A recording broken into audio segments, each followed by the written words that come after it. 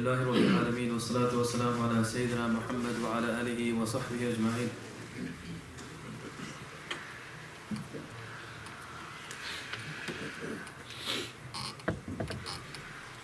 اللهم صل على محمد وعلى آل محمد كما صليت على إبراهيم وعلى آل إبراهيم إنك حميد مجيد. اللهم بارك على محمد وعلى آل محمد كما باركت على إبراهيم وعلى آل إبراهيم إنك حميد مجيد. قال الله تعالى في القرآن المجيد: فأعوذ بالله من الشيطان الرجيم. بسم الله الرحمن الرحيم. إذ جعل الذين كفروا في قلوبهم الحمية حمية الجاهلية. وقال تعالى: أفحكم الجاهلية يبغون رب اشرح لي صدري ويسر لي أمري واحلل عقدة من لساني يفقهوا قولي. Allah subhanahu wa ta'ala mentions regarding ignorance, regarding knowledge, regarding ilm, regarding aql. So all these words, they mean something. All these words have certain things that we should be attributed towards. So example, Allah subhanahu wa ta'ala mentions regarding Jahiliyyah, regarding ignorance. So everyone will say that, okay, ignorance, it means something. It means that whether it's an absence of knowledge, or a person is not knowledgeable, or he doesn't have knowledge of a certain subject, he is jahil. A person who is jahil, he doesn't know anything. But yet, when it comes to one of the characteristics of a mu'min, characteristics of a believer, we are Muslims, one of our characteristics is that we should be knowledgeable. We should have a certain amount of knowledge. So where does the knowledge come from? Where does our knowledge come from? What knowledge should we be learning? So we have the divine knowledge of Allah subhanahu wa ta'ala, the Qur'an, we have the Sunnah, we have these types of knowledge, we have dini knowledge. But at the same time, who taught us regarding the dunya knowledge? Where did that come from? It came from my professor, it came from my teacher, it came from my school. Okay, where did they get it from? They got it also from their teacher and their professor and their school. Okay, where did they get it from? And it goes up and up and up. It goes further up and up all the way until eventually leads towards Adam alayhi salam. وَعَلَّمَ آدَمَ الْأَسْمَاءَ كُلَّهَا. وَعَلَّمَ آدَمَ الْأَسْمَاءَ كُلَّهَا. We taught Adam alayhi salam regarding all the different names. So the wahi that used to come down from Allah subhanahu wa ta'ala to Adam alayhi salam was most likely to do with regarding how to live life in the world. You know, there's certain skills, whether it's irrigation, whether it's to do with farming, whether it's to do with how to grow crops and stuff like this. This is what he was taught as well. So these are certain things which comes from Allah subhanahu wa ta'ala. So knowledge is one key. Knowledge is very important for all of us. For example, we have the time of studying now. So lots of people in exam time. So studies is very important for all of us. For the youngsters, it's very important for their parents to try and encourage youngsters to try and learn something, skills, certain topics, certain things which may help people. For example, the intention when going behind or learning knowledge is to try and benefit yourself, but also benefit others. Some find a job which can be very helpful towards the community. Some find a job which is very helpful towards society. Example, a person wants to become a doctor, medical doctor. Then he's helping many people, he's saving people's lives.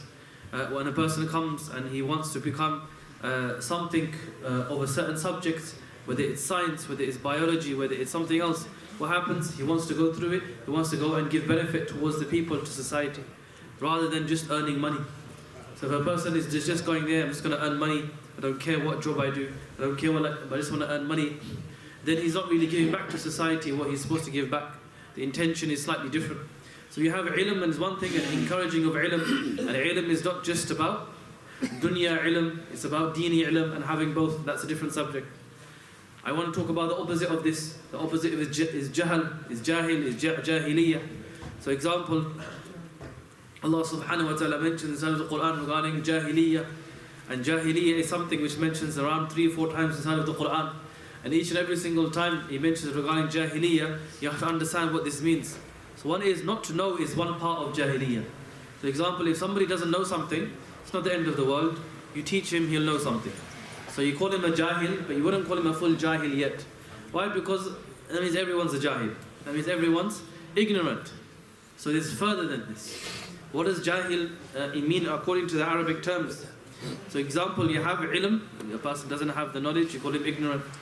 But if a person who doesn't have aql as well, he doesn't know how to think, mindless, he doesn't think, he doesn't reflect, he doesn't think about anything. This is also, ignorance is also jahiliyyah. You put both of them two together, then a person is a jahil. So one is, many people in this world maybe have a lot of intelligence. They have a lot of knowledge, but they don't think. So I have to give an example of this. So example, if a person knows, then he knows, alhamdulillah, he knows. If a person, sometimes they think without knowledge. So they think, they do things without thinking. They do things without thinking. So to think is one thing, and to think about and then to know is two different things, subtle difference. I'll give you an example, very famous example between the Arab and the philosopher. So the Arab person, he's a Bedouin. This person who is, he rides camels, he looks after camels his whole life. And then you got a philosopher who spends times in Greece thinking about philosophy, he's a very intelligent person, he's thinking a lot. Or let's say he is studying a lot. So this is that person, they have a conversation. So he's in Greece, he's learning all of these different types of philosophy. And then he comes towards the Arab lands and he finds a Bedouin. He finds a person riding a camel. Once he's riding a camel, he talks to this person, he's an Arab person. So he says that he saw a villager riding his camel and he's conversing and he's having a conversation between this small villager and this very intelligent philosopher. So he asks him, because why is there a creator? How do you know there's a creator? How do you know there's a hereafter? How do you know there's a life after that? How do you know there's a God? Why do you believe in a God? Why do you believe in a creator? So this simple Arab person, this simple person who only is looking after camels his whole life, he looks down and he sees the camel droppings. He sees camel droppings. So he says, ترك البعير البعيرة ترك البعير البعيرة sorry ترك البعر البعيرة. So he says, look at this, the camel left some poo, he left some droppings, and he walked away. That was his answer, that was his jawab. He goes, look, can you see, the camel left some droppings there, he left some poo there, he left some droppings, and he walked away. That was his answer. So what does this mean? This means that if you find the droppings of a camel, that means you must know that a camel has walked past. You must know a camel has walked past. In the same way, the way that I live and I see that I'm living in this dunya, I definitely know there's a creator there. I definitely know there has to be a God there and there has to be a creator. This is the story of the Bedouin and the philosopher. And the philosopher was also stumped.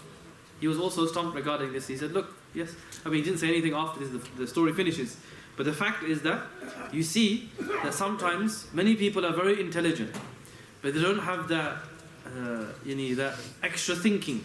They don't have that mindset. They have a different type of mindset. So one is a person who has got knowledge. He doesn't have aql yet. He doesn't have that thinking method. It isn't really about thinking and reflecting. He doesn't have that. But the person who is a simple Arab, he is a simple villager, he's a simple Bedouin, he's got clear thinking. He knows exactly that there's a creator, there's a God, and he needs to be obeyed. But he doesn't have knowledge. Unfortunately, he's not as clever as the philosopher. But then the person has aql. This is what Allah subhanahu wa ta'ala mentions regarding the Quranic ayat, أَفَحُكْمَ الْجَاهِلِيَّةِ يَبْغُونَ or ظَنَّ الْجَاهِلِيَّةِ, regarding how Jahiliyyah works, how regarding ignorance works. So you have aql, and you have the absence of knowledge, then you have Jahiliyyah. So for us, okay, we don't know something, doesn't mean we're jahil, completely jahil. Because we still think, we have the ability to think and we have the ability to learn something. We have the ability to learn something. So many people are knowledgeable, they have PhDs, they have qualifications, they went to this degree, that's this university and so forth. But they can't, sometimes you speak to them and they can't explain something which is very small. Something which is very simple, they don't know. Why? Because they've got overload of knowledge, of this knowledge and that knowledge, which is not any beneficial towards them. So jahl, it's not about just doesn't know, but he also doesn't think as well. He doesn't think.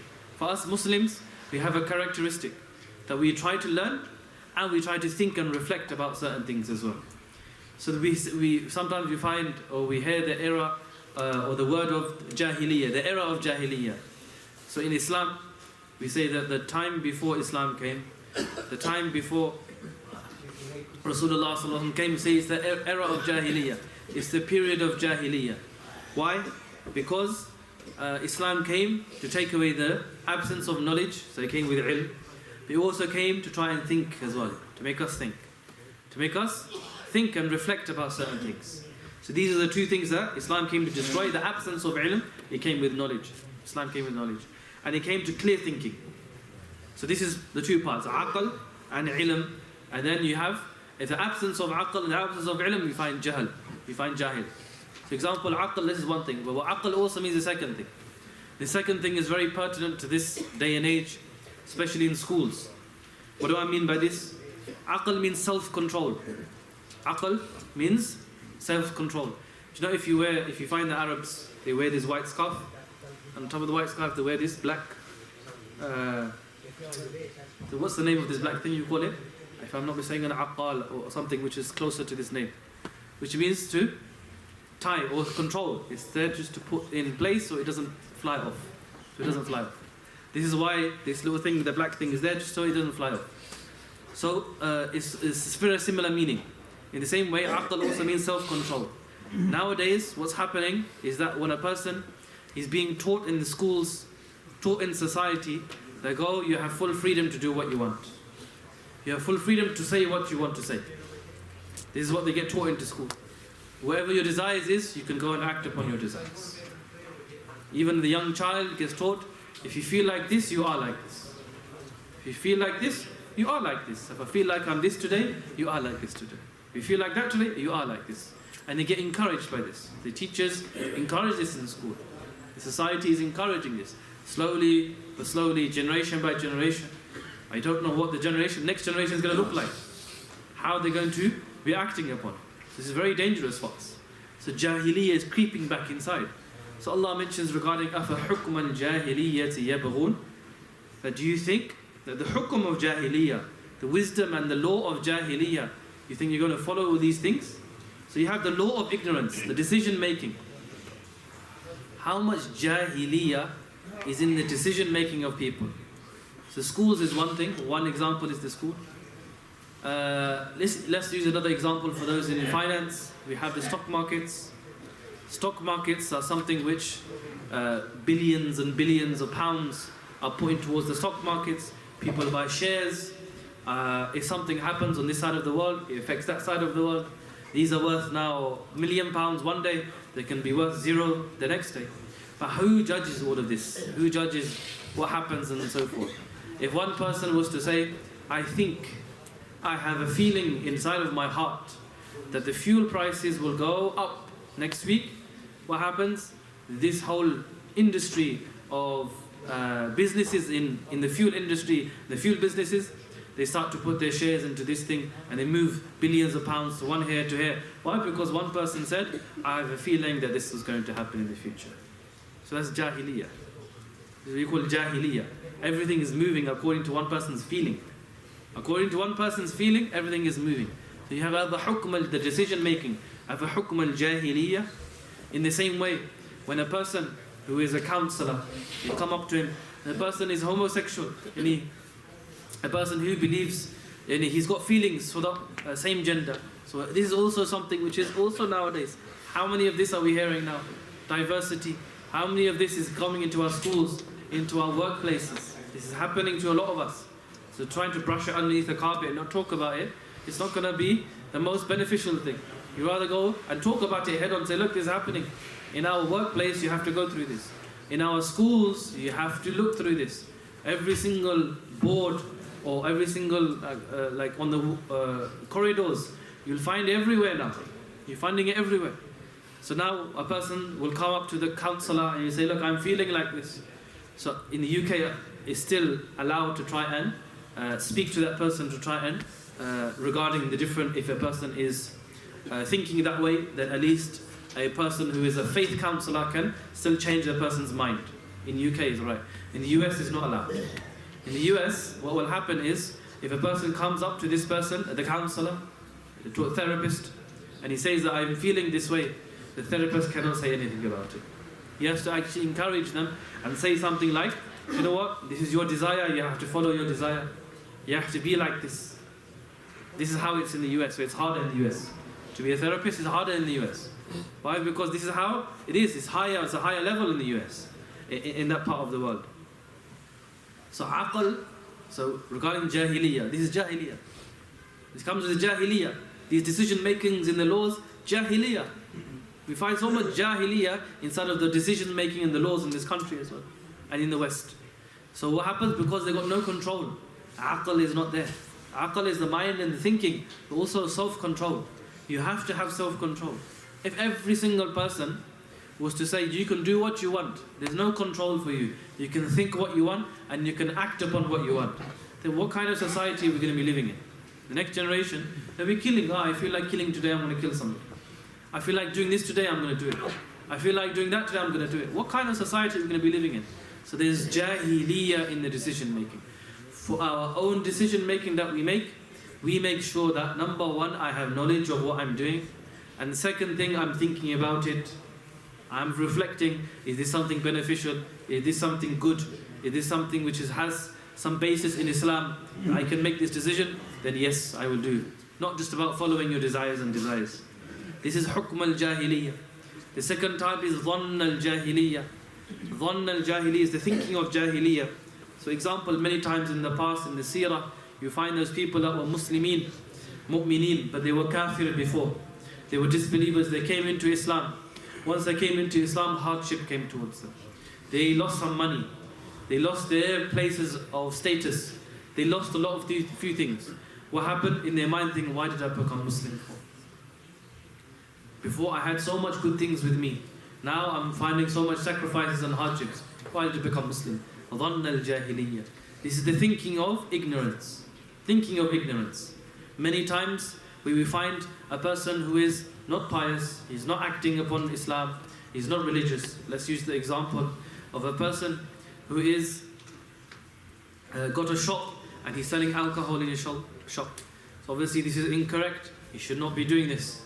So what happens? For many years, he's got a shop, he's got alcohol, he's got lots of money. Lots of money, very successful business.